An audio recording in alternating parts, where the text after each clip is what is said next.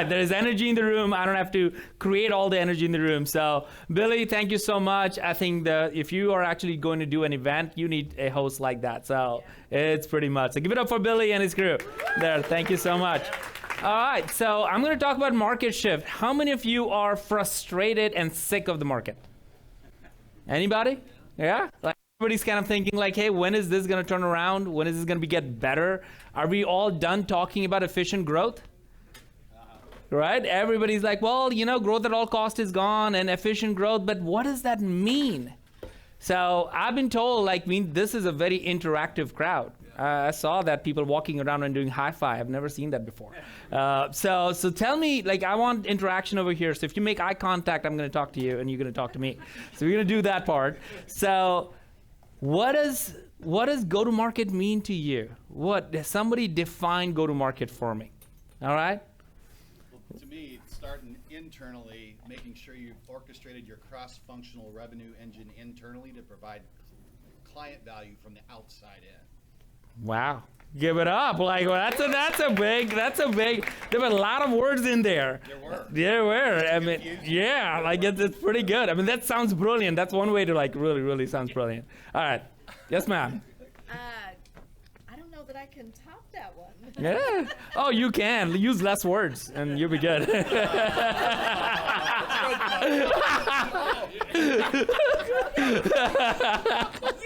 less words. Yeah.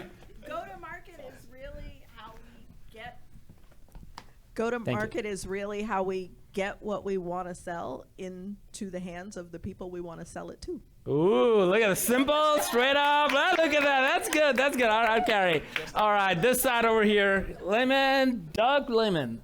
In layman's terms, taking your products and services, having a unique strategy for your buyers to excel. All right, unique strategy buy. All right, there's a lot of really interesting thoughts over here. The biggest challenge that I have seen, having written books on go-to-market, is there's not a single company, there's not a single CEO, not a single team can give me a concise definition of go-to-market that they all can agree on. Can we agree on that? Yeah. And that is the number one challenge most companies are. I mean, I'm married for 20 years, and I know if me and my wife, we don't agree on something, the kids will be all going crazy, and they will find a way to make things happen. And that's what happens in companies. If the executive team is not aligned on it, then everybody's gonna running in a different direction, and you're like, well, what happened? What happened? And talk about the buzzwords, right? The buzzwords are do we have clarity? Do we have alignment? Do we have trust? Well, none of that is gonna happen if you don't know what it is that we are going for. So my hope is today, everybody will walk away with recognizing what it is. So I'm going to give you a definition in one word. Is that helpful? Will that be helpful? Yeah. Okay. So this is when I was having a conversation with Brian Halligan, who was the CEO of HubSpot before Yamini. And Brian, we go way back. We've done events together. Inbound is one of my favorite events. It's been like 7 years. I get to go and speak at that event. And when Brian and I were chatting about it, I asked him Brian, define go-to-market for me. He thought long and hard about it, and he said, all right, it's in one word. And he said, the go-to-market is just like a product. I'm like, what does that mean? Like product, like actual product? He's like, no. Just like a product, when you have to go iteratively change it, and there are bug fixes, and you have to adjust it and change it, and you have to make decisions every single day. You have to make adjustments. There's not a single day where you're not making go-to-market decisions. So you have to think about go-to-market like a product. Like that's starting to make sense. Well, I'm like, give me examples of go-to-market. And I thought, I knew what go-to-market. I've ran marketing at Pardot. I've been at Salesforce. I built a company called Terminus in Atlanta with a lot of amazing folks. And I thought I understood go-to-market, but I was wrong. He asked me, give me some examples of it. And he said, well, here's a few examples. And you guys tell me what you think about this. Is this a go-to-market decision or not? Just say yes or no, all right? So if you need to invest in marketing or sales, is that a go-to-market decision? Okay, if you want to open up and invest in, let's say, Atlanta, or you want to open a new office in Chicago, is that a go-to-market decision? Yes. All right, if you want to go ahead and acquire a company, or you want to build a new product, is that a go-to-market decision? Yes. All right, think about if you want to launch a new product or you want an existing product, you want to enhance that project. Is that a go-to-market decision? Yes. Well, guess what? If all those are go-to-market decisions, who owns go-to-market? Well, if everyone owns something, You got to orchestrate it. nobody owns anything. So that's the second question for you all. I haven't even started with the presentation. I don't know if we'll ever get to the presentation. This is so much fun. So let's go through this. Who owns go-to-market? CEO. Like if you're going to make all the, I don't even need the mic for that one. That's great. It's the CEO. Now, in how many companies, you all are with different companies, how many of your companies you think that the CEO knows that they own go-to-market? One. There's a lot of room for improvement, folks. That's for sure. Like, that's a big challenge. If the organizational head, whoever that is, if they don't know and can define go-to-market, and if there are all these go-to-market decisions that are happening, but they don't know if they own it, we got problem. We got a big problem. And that's one of the biggest fundamental shift, the market shift that's happening, is to understand what go-to-market really is, who owns it, how do you solve for it. So what I want to spend time doing today is just go through very quickly some history lessons to get our foundations right around what is go-to-market and why we are here. And then I want to walk through some brutal truth. All right, you ready for some brutal truth? You ready for like, all right, let's just talk real, like what's going on, all right? And then we're going to go into the future of it. We're going to talk about, well, how do we fix it? Because if I only told you what's wrong and didn't tell you, well, how we things, you're going to not like me very much. So that's the goal today. And then I'm going to share something really fun and really personal towards the end. So let's get started. The first thing, I want to talk through about why we are here, what got us here. So number one, how many of you are having more than 10 different technologies in your organization running your go-to-market? Raise your hand. All right, more than 15? Some? 20? All right, we did a recent research and we found that the average go-to-market tech stack includes 23 different tech, 23. And there are obviously 11,000 plus different tech and just MarTech and you add sales tech, but an average company has 23 different technologies. Now, how many of you have all of them, whatever number of tech, just talking to each other? Anybody? Some of you, I mean, like RevPartners, like you guys are like, that's kind of what you guys help companies do. I mean, that is the part that we need to have. Most companies we see that all these tech doesn't talk to each other. Well, that means everybody has their own cheese. And whenever somebody moves their cheese, they get really angry. So that's a big challenge that happens in an organization is a lot of tech, but not integrated. And HubSpot just launched a new research 2 days ago that I saw where it says that the number one thing companies are looking for, or the buyers are looking for, is integrated tech that works together. Because we want to know who moved my cheese. Ultimately, that's what we want to see. Number two, when we have all these different things, what we have created is our small kingdoms. Marketing is a kingdom, sales is a kingdom, RevOps as it became a kingdom. You talk about customer success became a kingdom. All of these become their own functional areas. Well, guess what? They have their own P&L, and now everybody just focused on how do I solve my problem. Not our problem, my problem. Any of you facing that in your organization? Yeah? Well, this is therapy. We're going to go through some therapy stuff together. And then the last part of this is that as a result of that, everybody has their own budget. So everybody's thinking, well, I need more budget. Now, the worst question ever created in the history of go-to-market is this. If I give you $1, where will you put it? Or if I ask a marketing person, what is that person going to say? Yeah, I'll put more in demand. I'll put more in SEO, maybe in pay-per-click. What if I gave it to a salesperson? What would they say? Sales? Right? I want to hire more SDR people. I want to hire more AE people. I want to do all those things. And that's the challenge is the question itself sounds really naive and really good. But if you ask it to a functional owner of it who has their own line item, they're trying to solve the problem all by themselves. And if there's anything that I can impart today is that go-to-market is a team sport. You cannot solve it by yourself. Now, how many of you are in marketing? All right, how many of you are in sales? Let's see if this changes at the end of the day. And when I ask that question, everybody raises their hand. Can marketing, would salespeople like to change compensation of marketing? Of how they get paid? Sure. Come on now. Yeah? All right, marketing leaders, would you like to change the compensation of the salespeople, how they make money? Yeah? It happens to everybody, but guess what? Neither of you can do that, so chill out. You can't do that. You can't, and don't get excited about it. You cannot do that. That is why the CEO owns go-to-market. The point is, we all would like to do that. We all can want to tell how the other person should do their job. Like how many of the salesperson thinks that the marketing needs to do a better job with their website? And the copy, and the booth, and the colors, and the logo. Like everybody got an opinion. I've never told a plumber to say, how do you plumbing, go to the plumbing thing, but everybody tells marketing how they should do marketing, yeah? That's what happens. We all think we're the expert in something else, which we are not. But then how do we solve for the problems if we have to work together? So all of this has led us to solve problems isolated in our own world, and the cost is too huge. That's what we're seeing. That's why go-to-market is so hard. Now, there has been evolution in the go-to-market world. When I was running marketing at Pardot, we were just talking about inbound. It was very much focused about just marketing.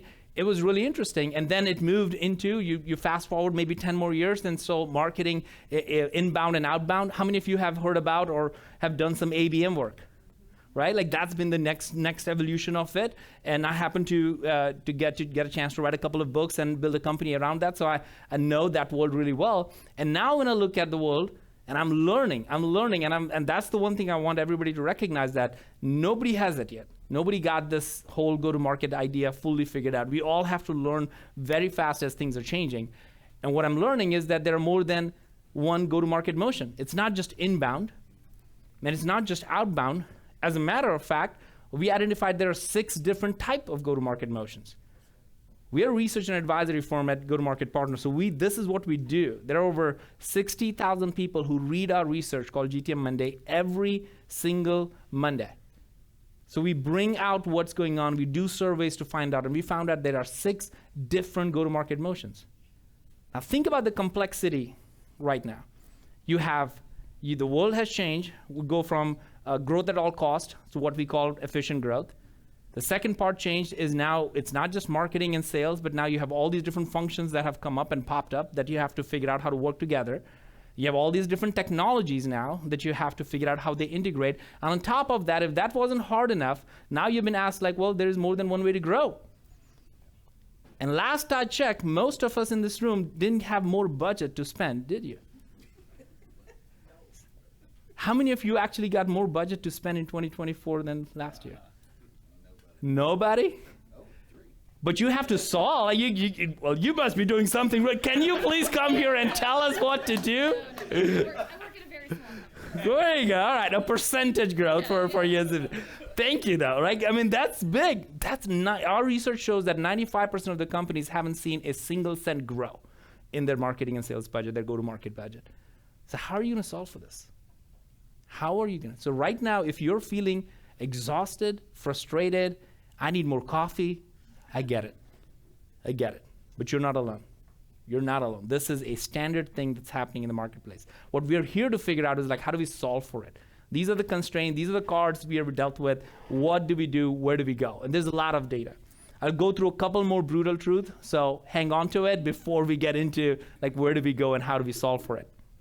The first thing is, if you are a company, how many of you are 10 million or more in revenue company?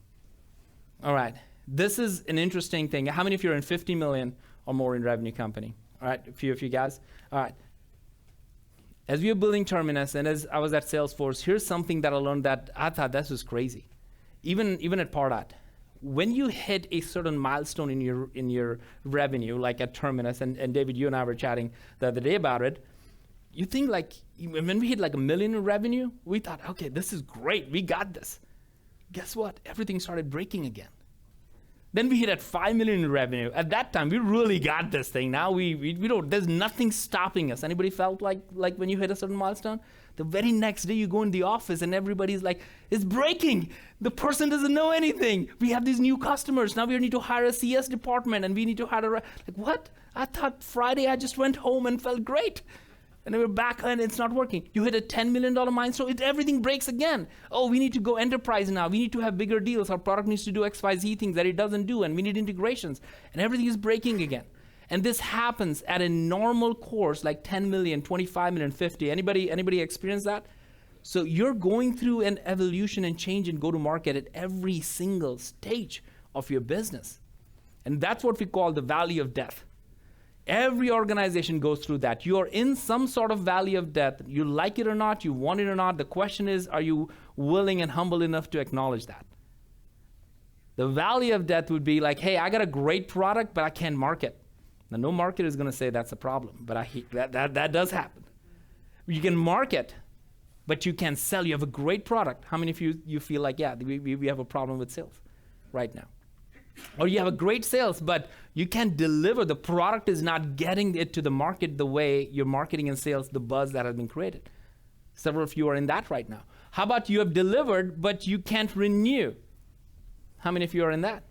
Yeah, when you're in that mode, your customers are saying, oh, we love you, but that's a nail in the coffin, right? Because they're like, oh, we love you, we love your customer success team, but I cannot justify the ROI of this thing, right? You're in that valley of death. Or you can renew, but you can expand. Now, how many of you actually focus on something called as NRR? 1, 2, 3, 4, 5, 6. How many of you know what NRR is? Okay, not all of you. You need to go and read up on NRR. Companies that are not focused on NRR are the ones that are having the biggest pain. The reason we are here is because companies only focused on the top line growth, and they forgot that we need to make sure that our existing customers stay, and not just stay, but buy more from us. As an example, like since HubSpot in the room, I'll use HubSpot as an example. If they only had one product, and if that's all they're selling, they're only going to get to a certain point. If you want to expand, and if your NRR is over 100%, you literally could double your revenue every 5 years without even adding a net new customer. Let me say that again. It's a little bit of a nerdy math kind of thing.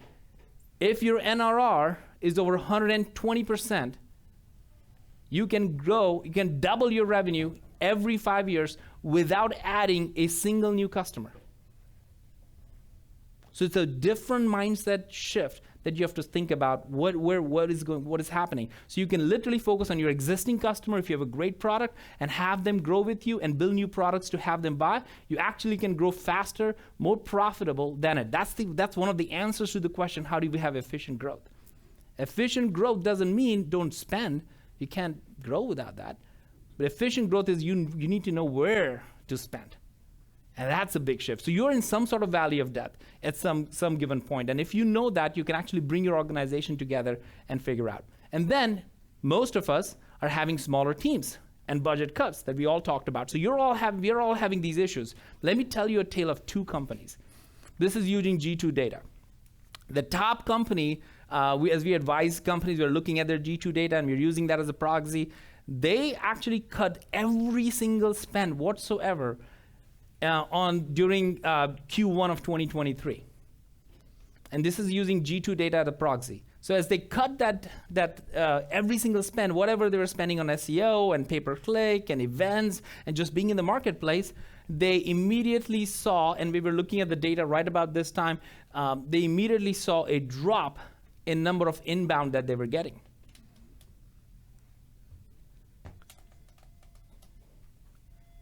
That's a big shift.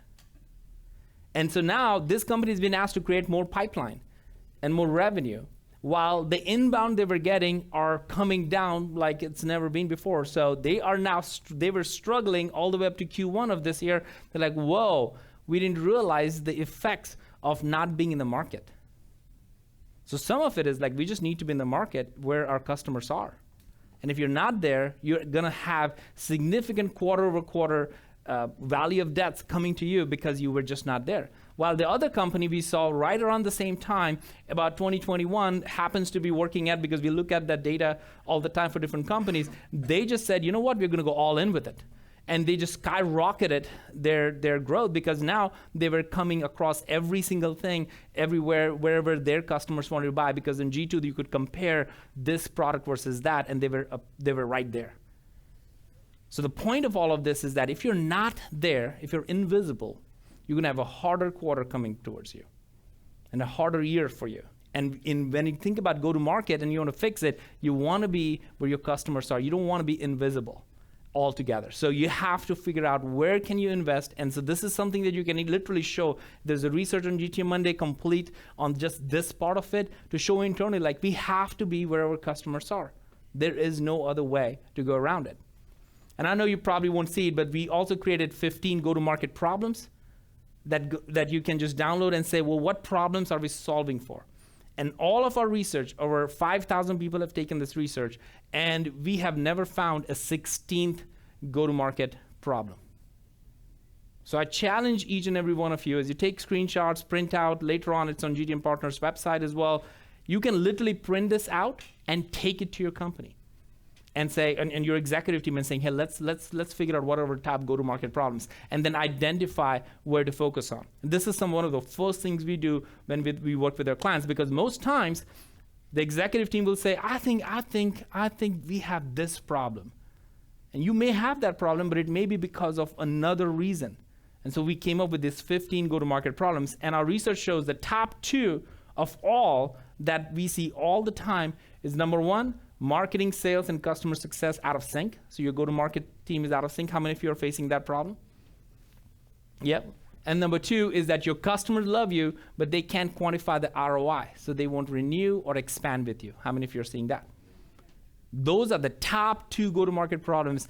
Quarter over quarter, every single time we run this survey, we find those as the top 2 ones that come up. It comes down to figuring out, do we know go-to-market as a team? So here's what we have, and I have wearing the t-shirt on this thing. You don't have a marketing problem, so we're gonna say this together, all right? I'm learning this from Billy. You don't have a marketing problem. You don't have a sales problem. You don't have a CS problem. You don't have a product problem. So what problem do you have? You have a go-to-market problem, all right? Like, this is so fundamental. I know it sounds kind of funny, but here's the thing. Have you ever walked in a team meeting and said, we're going to talk about leads? You see the marketing person start twitching, right? Like, because they're like, wait a minute, they're talking about me. Yeah, like, why are we talking about this, right? Now you become defensive. Or all of a sudden we talk about, like, well, let's talk about pipeline, and the salesperson just starts drinking more coffee, right? You see this happening, like physical, visible clues happening in the organization. But guess what? If you went in next time and you said, hey, let's talk about our go-to-market. Nobody's twitching. Nobody's drinking coffee. Everybody's coming in and saying, we got a business problem to solve. You happen to be in marketing, and that's a great thing, and we need your input. You happen to be in sales, you need a great thing. But by calling it a functional team meeting, it actually makes everybody think about that they're going to get fired, or they're defensive, or they want to figure out how they can solve for themselves. You can't. It's a team sport. So just words have the power of life and death. You use the right words, people are now, okay, yeah, I can get behind solving a go-to-market problem for our business. It sounds a much better thing to get around. So if you can do one thing, do this. Next week, don't have a marketing and sales alignment meeting. Because you saw, like, there's one of the 15 go-to-market problems. It's like, hey, Sangram said 15 go-to-market. I got an alignment meeting. Nobody shows up to that, unless you have donuts or whatever. Have a go-to-market meeting. Bring people together and say, this is not a marketing sales meeting. This is a go-to-market. This is a business meeting. How are we going to grow the business? And some of the best ideas can come from anywhere. Somebody who's not in that function can give you a great idea, and then somebody goes and executes on it, and that may be a marketing or sales or somebody. But most time, we have seen time and time again, the best ideas don't come from the functional because you're too close to the problem trying to solve for. Okay? All right, so where are we going? Well, can somebody tell me the definition of insanity? Doing the same thing over and over again. All right, how many of you are insane? We walk in organizations all the time where this is literally what's happening. They're going through insanity. we're going to send another email, seeing if they haven't read my last email, and track it. And oh, he opened it. Did you see he opened it? But I don't know why he's not responding to me. We all do this stuff. It's insane. Like, really, it's bad. Like, it's crazy. Like, so all the technology is being used to figure out what's wrong with you. And we are always trying to search for, like, why are they not doing it? Instead, maybe we just need to look at it completely differently. Maybe it's time for some of us to drop our baggage, whatever that baggage is, of that whole old playbooks that we all may have run. Maybe we have had the best things. Maybe some of you went to the President's Club because you did so well doing whatever. Maybe some of you were the best marketer of the year. Maybe you were the best at it. But it's time to realize that that's insanity. That's not going to work. And that means you have to figure out what is the next playbook that's working. Because market has truly shifted. And they're expecting you to work with them. Not sending another email or a call that you have been doing for the last 10 years, but actually another way. Not sending an AI bot crazily tracking them, because everybody wants to do some AI stuff, but actually being human again and recognizing the first principles of what it means to close a deal. Amen? All right. So with that, I submit to you that there are going to be two kinds of people walking out of this room today. One type of people are going to be the one who understand how to do go-to-market for the business, which means I'm a great marketer, I'm going to do great marketing. I'm a great salesperson, I'm going to do great salesperson. I'm a great CS or a graphic designer or events person, I want to do the best at it. Those are the people who understand how to do go-to-market for the business. But I want to encourage you to be on the right side of this, because this is the right side of the history. You get to be part of this, which is, do you understand the business of go-to-market? Which means you're going to not walk in with any prejudice around how to do what to do. You're going to walk in a go-to-market meeting and saying, what problem do we have? And figure out from first principles how to solve for it. It might mean you do an event, but it may be nothing to do with net new leads. It may be all to do with turning your existing customers into fans and expanding on that, because NRR is the goal. Completely different reason why you're doing an event. So you can go through all of this, but you have to make that decision on what side of the history you want to be on. Do you want to be the best marketer, best events person, or do you want to be the best person who understands the business of go-to-market? And that's a pivotal question that you can only answer for yourself. All right? So I'm going to go through very quickly the new way and the shift that's happening in each one of these areas. It's very quick. We can spend more time on the website. You will see a lot of these things. The future of go-to-market, very quickly, one-to-one on this thing is going this way. TAM, how many of you know what TAM is? Total addressable market. Old playbook. Want to go after, it's great when you're raising money. When I raised money for Terminus, $3.5 billion market, right? Everybody talks about that. Well, guess what? We're still trying to sell the 1,000 customers, right? It doesn't happen. So we need to go to a TRM, which is total relevant market. Which vertical, which industry, which specific ICP that can you sell this quarter, this year? And if you do that, you're actually going to be a profitable business this year. Right now, that's a big shift. So you stop going after everybody, you start going after the very specific one. Maybe you're the best at financial services in North America for a specific type of vertical in it. Think about multiple products. As I said, the new research shows that if you're in a product, don't create a product where people have to log in and try new things. Create the most integrated product where it's seamless. Change your product roadmap to align with that one, because that's what your buyers want. Not you, but your buyers want. All right? Inbound, outbound. We already said there are 6 different go-to-market motions. Maybe you have been great at inbound. Maybe you've been outbound. What about partner-led, community-led? All of those go-to-market motions are actually the one that's driving net new deals in the marketplace. So figure out where your customers, how they want to engage, and what that go-to-market motion will be.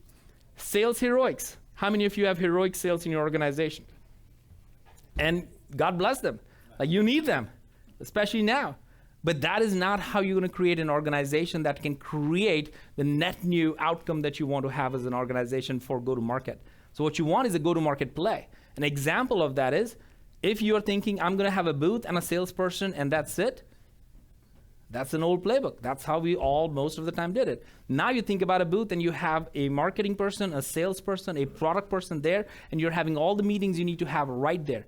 It's not about just creating net new leads. It's about turning into revenue. It's about expanding the existing customer. It's about building relations. It's about doing product demos. It's about being visible in the marketplace. So you're measuring success differently. It's a play.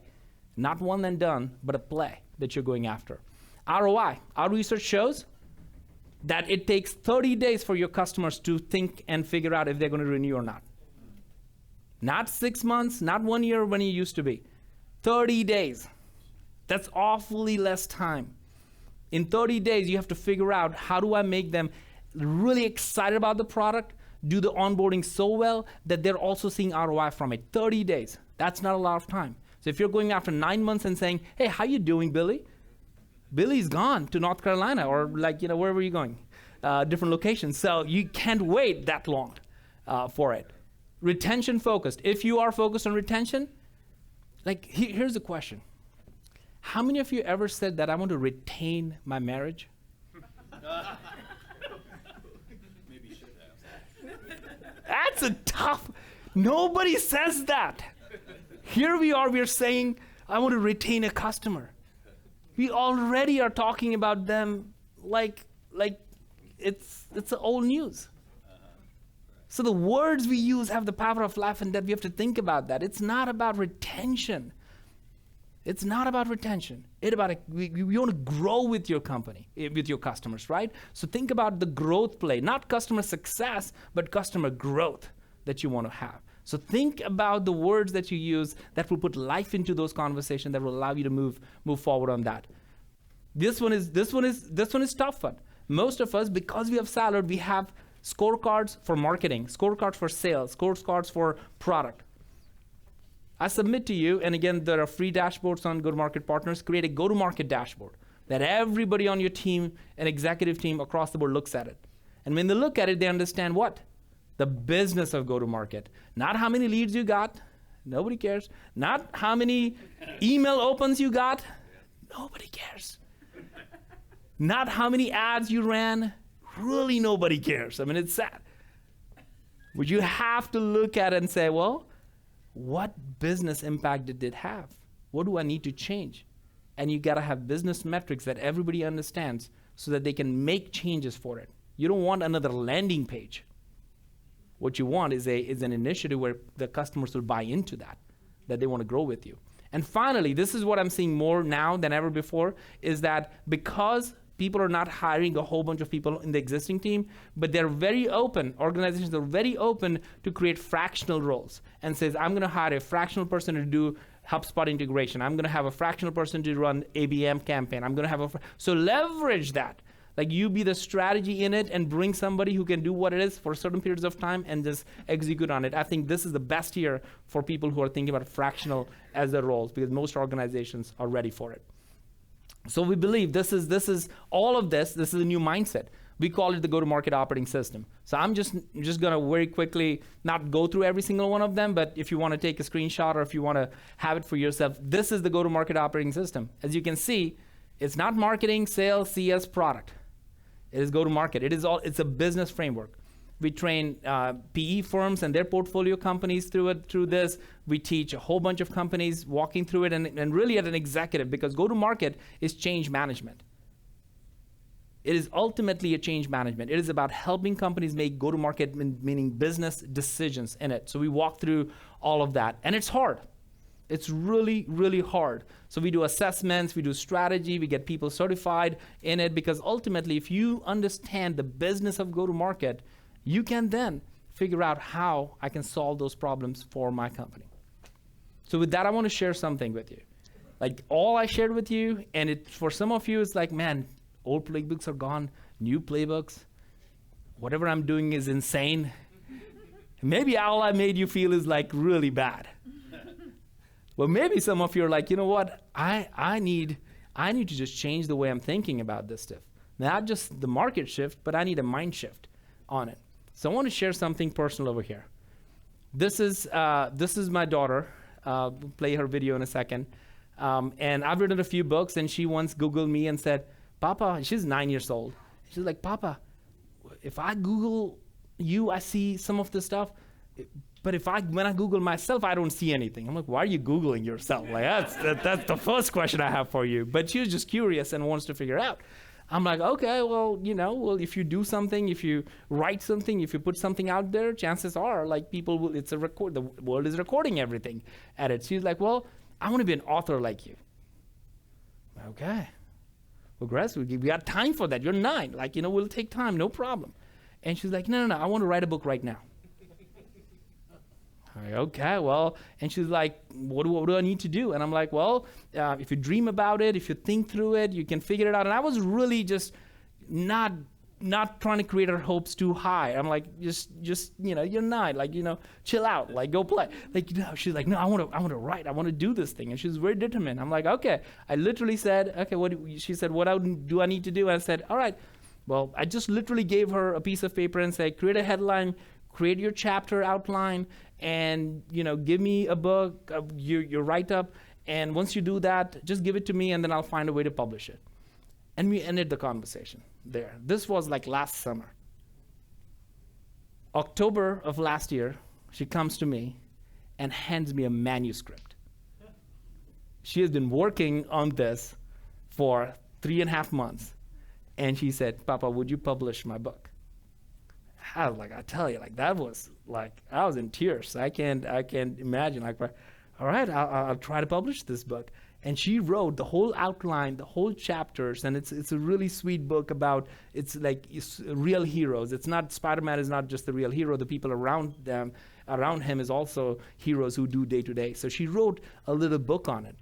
So you want to see her reaction, because she didn't know book is going to look like, and I didn't tell her when it's going to come, the published book and design and everything. You want to see her reaction? Yeah. All right, well, let's check it out. Open this up. Turn the page over.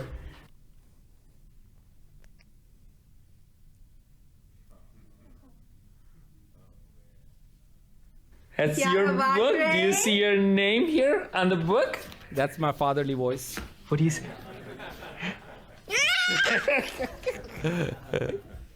There you have it, guys. There you have it. Yeah. So the point of me sharing this with you is simply this. It is hard. It's extremely hard. Whatever we all are out to go do, whatever you need to do is extremely hard. I don't take it lightly. I don't think your jobs are light. And I don't think the next 3, 6 months or a year is going to be easier. But I know one thing for sure. If my daughter at the age of 9 can have a dream and can say, I want to do this thing, and put herself to work and get it done, I think I can. She gives me, I want to be her when I grow up. So I believe each one of you needs to make a promise to yourself. Like, who are you going to be? Are you going to be the person who says, I'm just good at this, I'm just going to do that because somebody said so? Or I want to understand the business of go-to-market and change my business, my career, and understand that better. Thank you so much. Thanks, Matt.